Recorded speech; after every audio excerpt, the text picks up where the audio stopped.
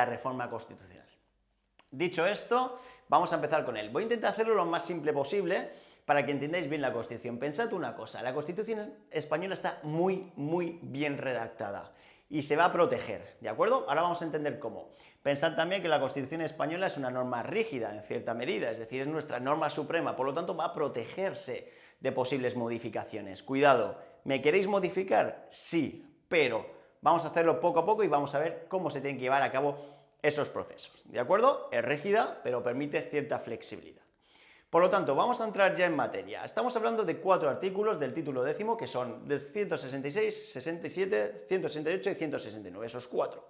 Para que no lo olvidéis, el primero es 166, si le damos la vuelta al último número, tenemos el 169, que son los 4 artículos que regulan la reforma constitucional. Y para que entendáis un poquito más, el primero de ellos, el 166, el que establece quién tiene la iniciativa legislativa.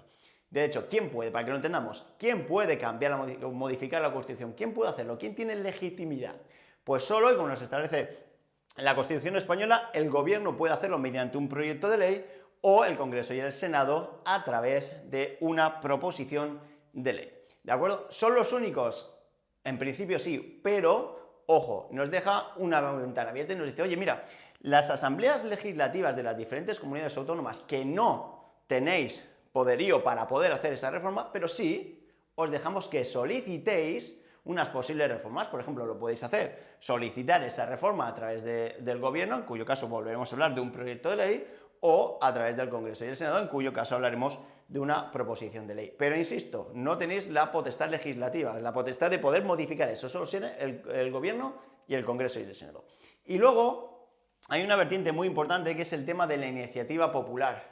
¿Se puede modificar la Constitución? Bueno, pues la Constitución protege esa iniciativa popular y dice, bueno, oye, solo ciertas cosas, pero nada que tenga que ver con leyes orgánicas, nada que tenga que ver con sistemas tributarios, con títulos preliminares, cosas importantísimas no se puede hacer. Pero, ojo, una ley orgánica sí que prevé y dice, bueno, vamos a dejar ciertas iniciativas, pero ojo, esa iniciativa popular tiene que tener no menos, y esa es la clave de test, no menos de 500.000 firmas que estén acreditadas, no menos, ¿de acuerdo?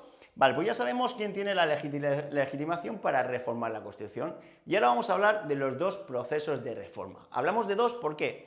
Porque el artículo 167 me va a permitir un proceso de reforma llamado parcial de partes no esenciales, es decir, la Constitución dice, bueno, vamos a ver, si me quieres modificar, vamos a ver, lo que no sea importante vamos a hacerlo a través, o no muy importante, entenderme bien, a través del artículo 167 y luego lo que sea muy importante lo vamos a regular en otro artículo, en el 168. Pero empezamos con la reforma no esencial. No esencial es decir, ¿qué es lo que no sea vital? Lo vital lo tenemos claro, los derechos fundamentales, la corona, el título preliminar, pero bueno, vamos a ver, lo que no sea esencial, lo que no sea muy verdaderamente importante, lo vamos a hacer de esta manera. Y dice, oye, podemos hacer una reforma parcial de la Constitución mediante una mayoría de 3/5 de cada Cámara, es decir, 3/5 partes tienen que aprobar tanto el Congreso como el Senado esta posible reforma. Si esto sucediese, o si no sucediese, mejor dicho, en el caso de que no se dé, se creará una comisión paritaria de entre el Congreso y el Senado. ¿Qué significa una comisión paritaria? Significa igual número de miembros del Congreso y igual número de miembros del Senado.